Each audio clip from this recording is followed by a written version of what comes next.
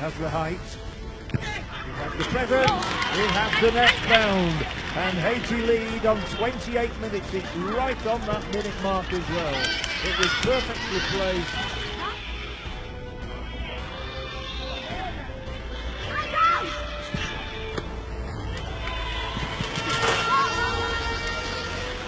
That's really unfortunate for the goalkeeper Centeno.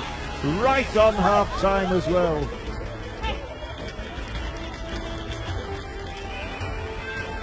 It's come off the defender. Finally it's prodded into the path of Surprise.